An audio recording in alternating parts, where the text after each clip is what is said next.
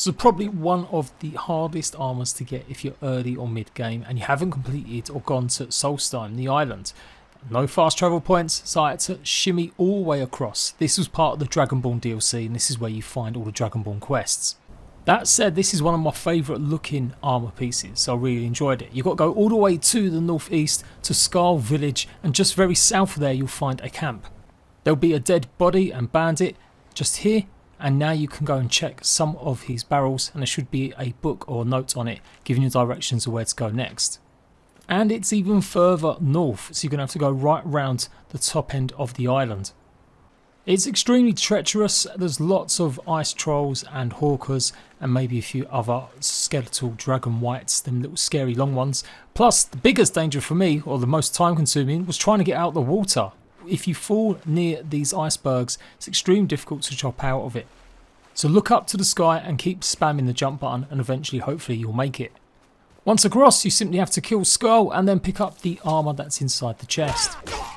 He'll have a bunch of scaled stuff, but you know, don't really want that. The axe is pretty cool though, but this is what I really want, the Stalhrim fur helmet.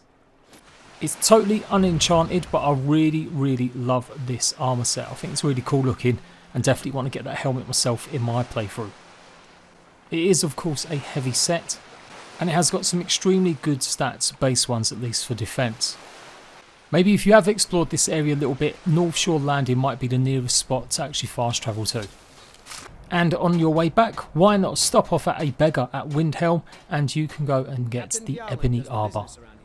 Now you're meant to have been delivered a note telling you to go and talk to a beggar. The sender's name is Tyra Bloodfire. If you don't get the courier delivering it, you can go straight to the beggar anyway, or even maybe go straight to the shrine where Tyra is. But anyhow, here is the beggar and this will start the actual proper quest. You can basically choose to give them food, 100 gold pieces or 1. I don't think it changes the outcome in the slightest, so you might as well just give her the 1 gold or 1 piece of bread if you happen to have it. Just outside Windhelm you will find her at a shrine. If you go across the bridge and then around the sharp peak on the left hand side, you'll find a hill that you can get up to easily. If you're super stealthy, you might be able to get a good shot on her. She's pretty tough. She's obviously wearing the ebony armour and she's got 2 ebony swords as well. But take her out and then you can simply just take her armour from her. She'll have a note thanking you for giving you 100 gold. In my case, I'm guessing she might give you a bit of a come down if you only gave 1. And pretty much says, don't worry about her dying. That's just part of life, more or less. This armour is enchanted. The main piece will give you 50 extra health points. The gauntlets are going to give you extra 30% more damage with one-handed attacks, and then the stamina regeneration on the boots is 30%, followed by the helmet being extra heavy armour skill by 20 points. That's one of the better ones out of all of the alternate armours. Most of the alternate armours give you 17, so that's a 3 extra points. It does seem that all of these alternate armour points, you sometimes find some of the other variations or a few little offbeats, like I found the iron plated helmet here as well. Again, I really like this armour set. I think it's much better than the base ebony armour. It's got a bit more detail on it and I particularly like the front bit, and the helmet's pretty cool too. Next up we're in Falkreath and you need to go to the guardhouse, and this is how we're going to unlock some Elven Hunter armour set. Now there's only 3 pieces in this set, but you'll find the notes from a dossier, a guard on the table, and it should start the mission once a hunter. It's not too far away, it's just to the north. You can see some of the markers that I'm showing you where to get up there.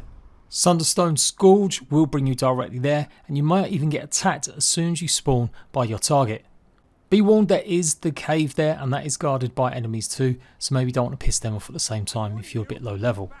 You'll be attacked by a wolf and then the hunter himself firing arrows at you down just below. I did contract rock joint there, I didn't look up what it does.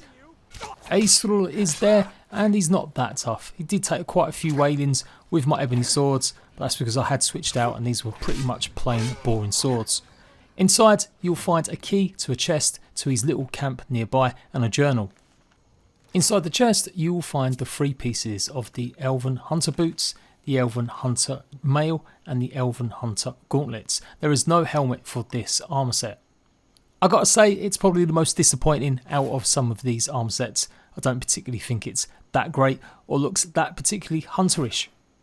As always, check out the rest of my guides. I've done all of the alternate armours nearly now and a lot more, so make sure you subscribe for the best in open world and survival games content, and I'll see you rat bags later.